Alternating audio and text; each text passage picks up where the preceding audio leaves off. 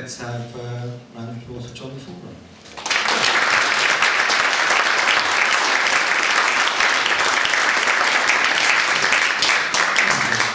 Don't you feel sorry for Brown?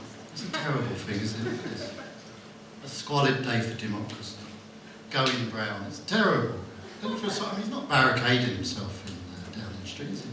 I like him. I'm rather afraid of Cameron and George Osborne. I think they look like perverts. I mean, the same paper, you've got all this crap. You've got Dear Deirdre, oral is all he wants. And it's her husband. I'm here to talk about the Beatles and spirituality, and about a song I wrote. So when I was 16, my act has been cut down from 30 minutes to 5 minutes.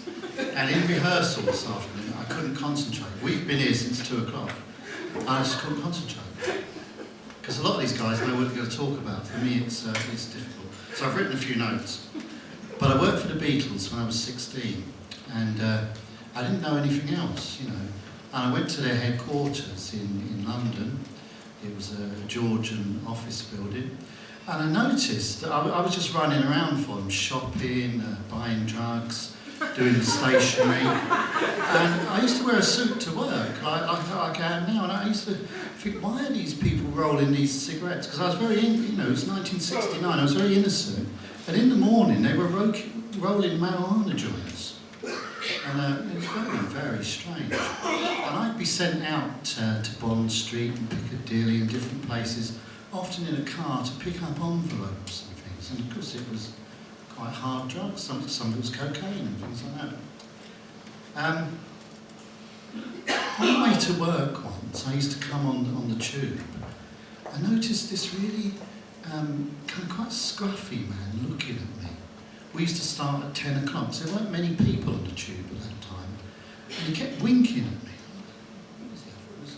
At that time, we didn't call people gay, we called them sort of homosexuals. And I thought maybe he was fancying me or something. But it was Paul McCartney. It's well known, I read in the paper the other day, that Paul goes around London now on a motorbike, a little moped, because he likes to be anonymous. But it was quite an experience working for them. It really, drugs dominated the thing there.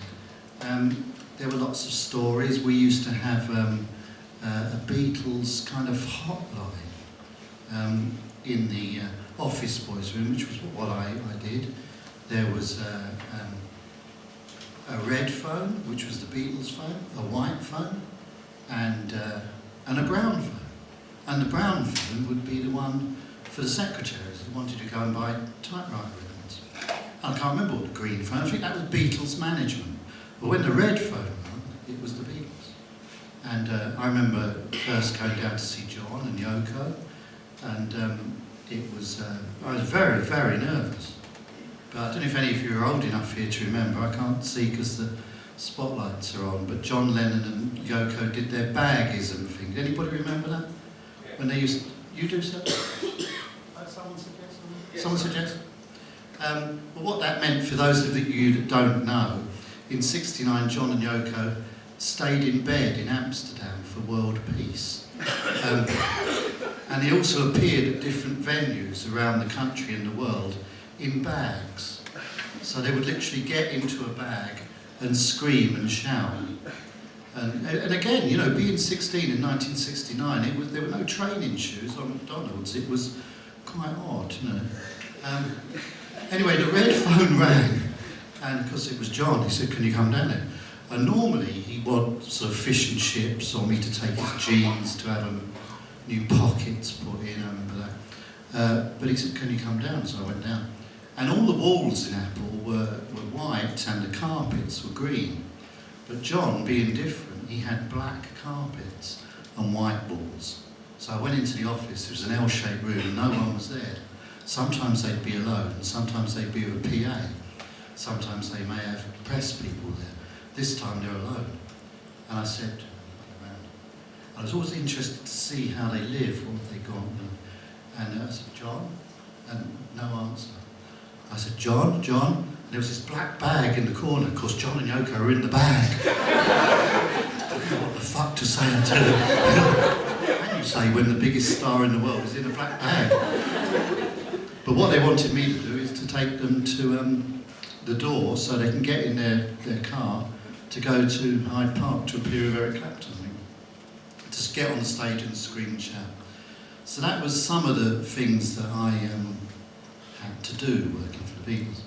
And this led me on to thinking, I worked for other pop stars, the Eagles and Eric Clapton, that I would do my own peace song. So I'd taken a lot of drugs, and I felt that I will write something for world peace, hence my name, John the Forerunner. So I'm going to read you just a little bit of something I wrote about 30 years ago, I think. I had to cut it down a lot, and up here it's difficult to read from notes because you've got the very bright lights, but I'll do my best.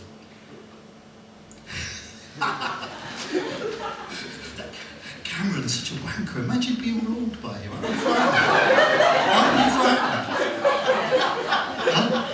I mean, those big guys from Eton, what do they know about life? I mean, I'm very impressed by royalty and the royal family, and I like class. I mean, I spoke to my tailor in Savile Row yesterday. He ordered this suit from Savile Row this morning by courier. I mean, I like, it's true, but imagine being ruled by them. Worry.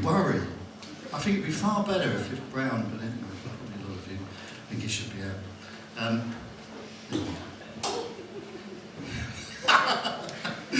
Our world is passing through the gravest crisis of its history. One may even fear that our species will disappear before very long. The spiritual vibration of the planet is breaking down. Law and order and communications problems on all sides. Imagine, Cameron. And the Queen, why can't we imagine her being on the toilet? I mean, why have we got a Queen? And what are these people going to do with their lives? I started to think this about 30 years ago. I am under the psychiatrist at the moment. I mean, I went last week. They said, we can't give you any more help, Mr. In fact, when I told them the story about working for the Beatles, they don't actually believe me. But for any of you that does want to hear some lies, just look up Nigel Oliver, that's my real name, on the internet tonight. It's mostly lies, but you'll realise I really did. We must realise that the earth is alive, and such is the power of Mother Nature, she may react on her own, causing earthquakes, tidal waves, land to sink and new land to rise. Space travellers may come to speak of their ability to ascend to a superhuman level, when mankind steps up his consciousness, whereby he can incept these higher states of awareness. Yes, Mr. Oliver, when did you start to think these kind of things? How much should we pay on the social? Then the UFOs will come to establish communication, probably via television. I'm expecting a phone call. Well, that's my little peace song. There are some notes that I've written here, but things to kind of prompt me. Just as, well, there's the phone call. He was meant to have made that earlier.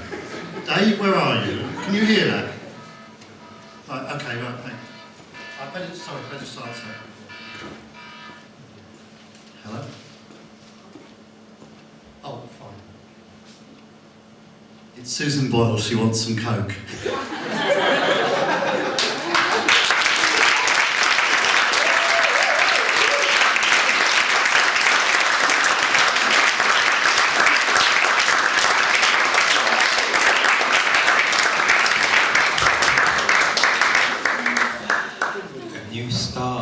A new star from Slough. What is better than that? That was an intellectual joke, by the way.